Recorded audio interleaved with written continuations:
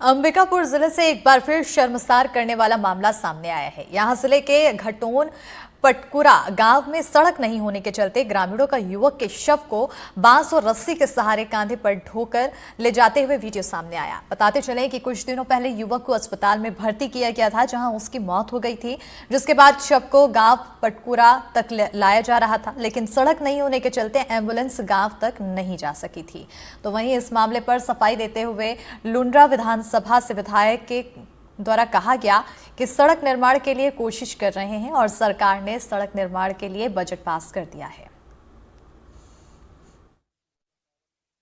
100 को कंधे में बांस के सहारे लेना, तो आखिर ये पूरा मामला क्या है और आगे की प्रक्रिया क्या होगी? हमारे साथ खुद प्रबोध जी हैं। प्रबोध भैया, क्या देखते हैं इस मामले को? नहीं, देखिए, बहुत दुर्भाग्यजनक चीज़ें हैं। ऐसा होना नहीं चाहिए। किसी की मृत्यु और उसके बाद जो तकलीफ़ें होती है परिवार को, वो तो शोक का विषय रहता है। लेकिन ऐसी जगहों पे जो जंगल पहाड़ का क्षेत्र है, आदिवासी क्षेत्र है, और वहाँ तक की आवागमन के लिए सड़कें नहीं है, पैदल जाना पड़ता है, और ऐसी स्थिति में किसी बॉडी को या किसी बीमार को आप बांस के सहारे ढो के ले जाएं 4 किलोमीटर 5 किलोमीटर, तो ये बहुत दुर्भाग्यजनक है।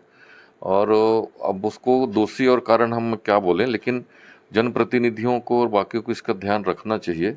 प्रधानमंत्री सड़क योजना में अटल जी ने, हमारी ही बीजेपी की सरकार ने उसको गांव-गांव तक सड़क पहुंचाया, लेकिन उसके अलावा जो पारा टोला बचे हुए हैं, ऐसे क्षेत्र बचे हैं, वहां तक सड़क नहीं है। मुख्यमंत्री सड़क योजना की अपनी योजना है, उसमें स्वीकृति मिलती है। प्रधानमंत्री जनमन में है, कोरबा बस्तियों तक की स्वीकृति मिलती है। तो ये प्रक्रिया और उपाय तो सब कुछ हैं, लेकिन पहल करने की ज़रूरत थी। मैंने प्रयास किया है उसके लिए, और बजट में सड़क को बटकुरा से लेके घटोन तक वो 5 किलोमीटर की सड़क का प्रावधान हो गया है, और उसके लिए बजटेड में राशि भी स्वीकृत होने की स्थिति में है। वो चूँकि वन मार्ग में है और वन मार्ग से फॉरेस्ट से उसका क्लियरेंस नहीं मिला है, एनओसी नहीं मिली है, इसलिए वो रुका हुआ है।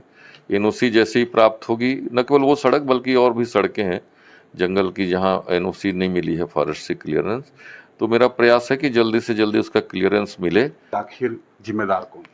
नहीं, जिम्मेदार तो आज की सवाल पे तो मैं अपने आप पे जिम्मेदारी लेता हूँ, विधायक हूँ मैं वहाँ का। लेकिन पहले तो कांग्रेस का था वहाँ। नहीं, निश्चित रूप से वो जिम्मेदारी उनकी भी थी। हर जनप्रतिनिधि की जिम्मेदारी होती है। जनता इसी काम के लिए और सब उम्मीदों के साथ बनाता है, लेकिन नहीं बन पाया। 15 वर्षों तक कांग्रेस के लोग थे, उसके पहले भी और लोग रहे हैं वहाँ, लगातार सरकारें भी रही, लेकिन नहीं बना।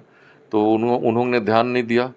अब मैं ध्यान दे रहा हूँ, मेरी जिम्मेदारी है, और मेरा प्रयास है कि अगले बरसात के पहले ये पूरी सड़क ठीक हो जाए। और अभी तत्काल के लिए मैंने बात किया है फॉरेस्ट डिपार्टमेंट से कि उसको, बरसात समाप्त हो गया है तो चलने योग्य, आने जाने योग्य उसको मरम्मत करके बना दें।